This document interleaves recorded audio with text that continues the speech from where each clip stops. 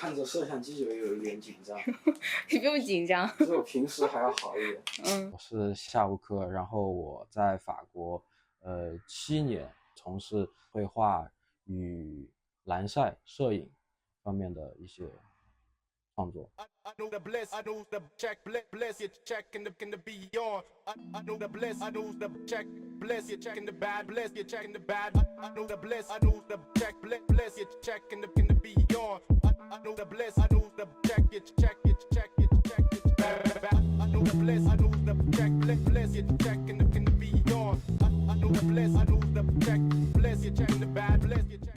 马赛人和巴黎人是那种我觉得是死敌，从他们的球赛呀什么的都可以看出来。我从小就画画呀，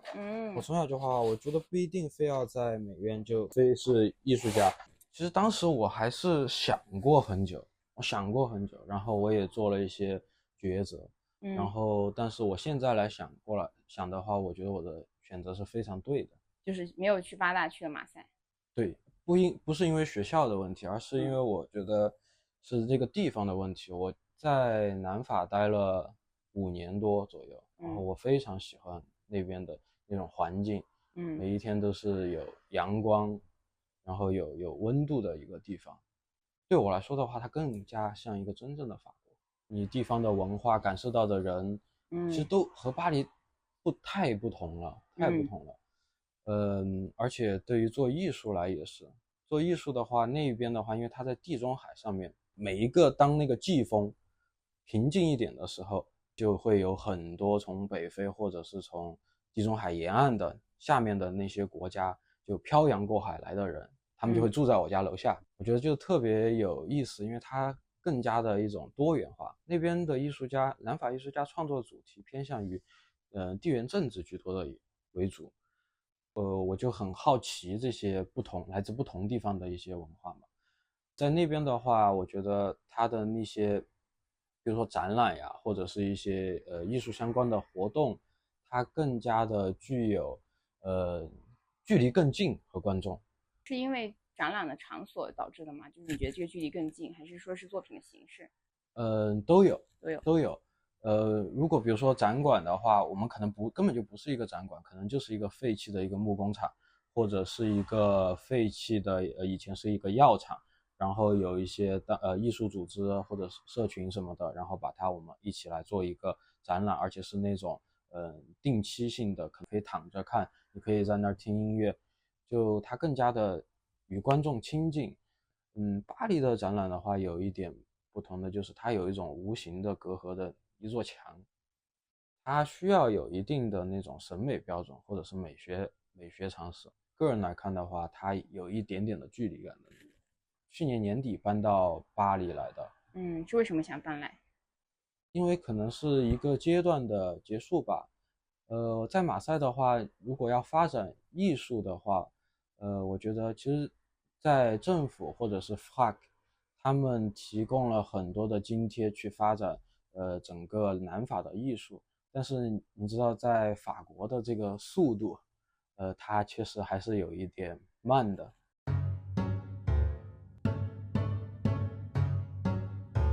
你第一次来法国是哪一年17年。17年，当时是为什么想要来法国？我们那一代学生就听说法国是一个学艺术很浪漫的地方，然后它也是一个比较包容的地方，所以说就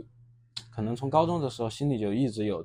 有一个种子。我在国内把大学读完了，然后但是我依然保留着就是我想出去看一看不同的东西的那种想法。因为毕竟我是经历过在国内学习的这种绘画艺术。国内是美院的是吧？国内不是美院，也不是美院的。对，也是综合大学的。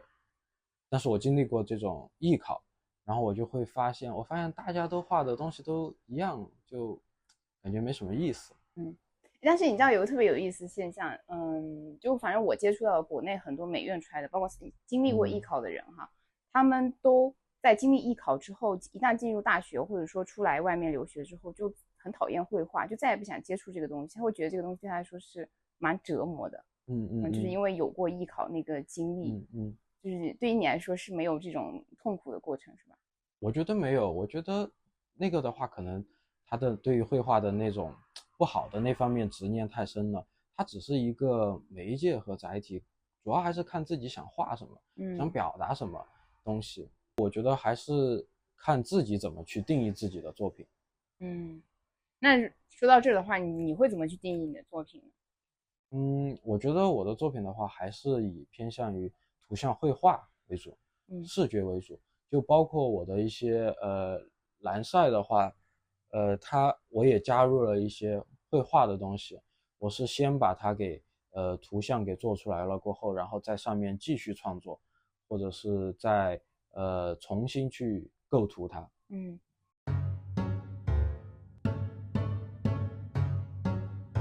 我最近画的水母的这一块的话是新的一个系列，这个系列是从当我搬到了巴黎来的时候，开始的。我就做梦都会梦到南法的海，我就一直很想念那边的一个环境，所以说我就画了一些像水母，它就是飘着的，像我自己一样。但是我找了一个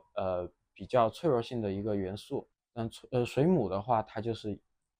它的这种状态，一只水母在那儿飘来飘去的，然后它也可能也没有一个目的地。某些水母它可以通过自己的基因去复制自己，然后不断的某种意义上来说的话，它可以达到一种永生的状态。所以说这方面是我觉得它比较具有力量的方面。那可以说水母的这系列画作其实有点像你的梦境的一种投射吗？可以这么去理解？梦境的投射和自身的一种经历的体验的一种具象化吧。你会觉得就是说艺术家创作它是一种很完全的从无到有的过程吗？还是并不是？我觉得其实是的，是的，我们就从实物来讲的话，我确实是创作了一个东西放在那儿，我觉得是的，这个。可是你有想过，就是你所有就是所谓从一个空白纸上，然后去填满它这个过程，你填满的东西，它其实来自于现实的，或者说来自于你，要么是你的梦境，或者说一些你所看到的东西，或者说你所经历过的这些事情，你这样的话，你还就是会不会觉得它其实不完全是一个从无到有的过程啊？我明白你的思意，可能当你看到一张画纸的时候，你还没有开始创作的时候，已经有很多的故事，已经很多的陈词滥调，在这个如果从这方面来讲的话，它可能是把一些主观的东西给具象化了、视觉化了。但是如果从客观上来讲、物质上来讲的话，就确实创造了一个东西在。其实我的话，更多的是表达自己的体验与经历。我的作品的话，我更希望是有一种开放式的解读，因为每个人他看到的东西都是不一样的。就比如说像这个红色的这一幅画，有一些人，他来看到它像一个苹果，有一些人他又觉得，像一个核弹一样的，具有这方面的力量，我觉得特别有意思的这种。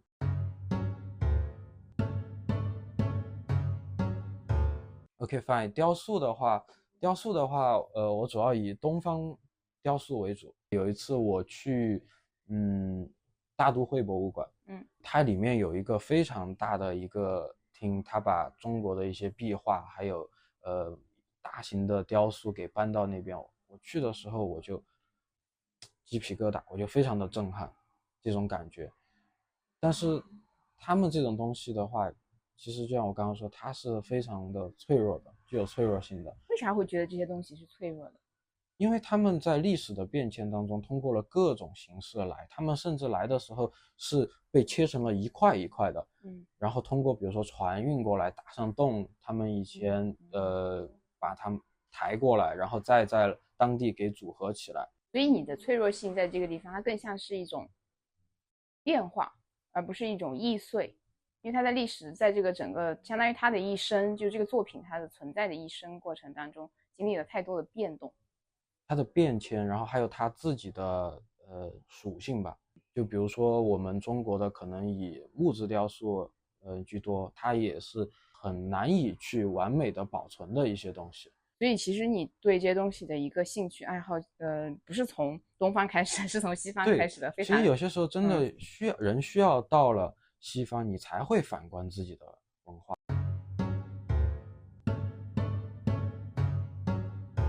在从马赛毕业之后，然后来到巴黎，那就成为一个艺术从业者之后，你会觉得就是说生活上或者说现实层面跟在学校时候有很大区别吗？或者是会觉得很难吗？这件事情？因为会涉及到很多更加现实的一些问题。在学校的话，我觉得有一部分来自于对自己的一种催眠和幻觉。艺术这条路可以通过不停的去创作，去得到去养活自己吧。但是其实现实的话，特别是在巴黎的话，艺术家太多了，有非常多的艺术家，每一个人都去急于的表达自己，所以说这个还是一条比较困难的一条路吧。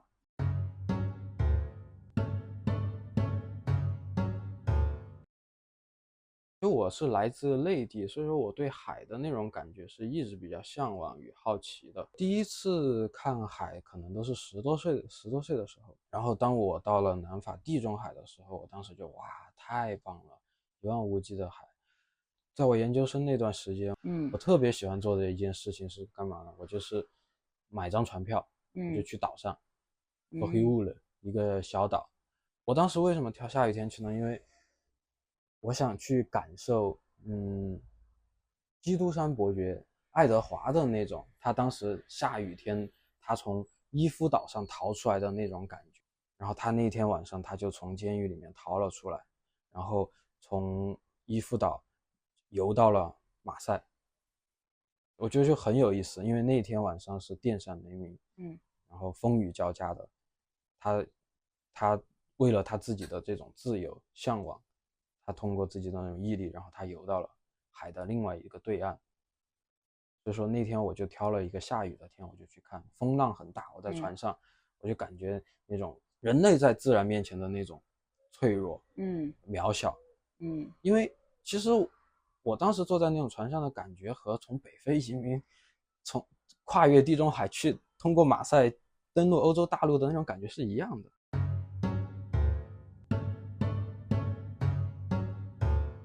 在有一份工作，我的工作是干什么呢？我的工作是守城堡，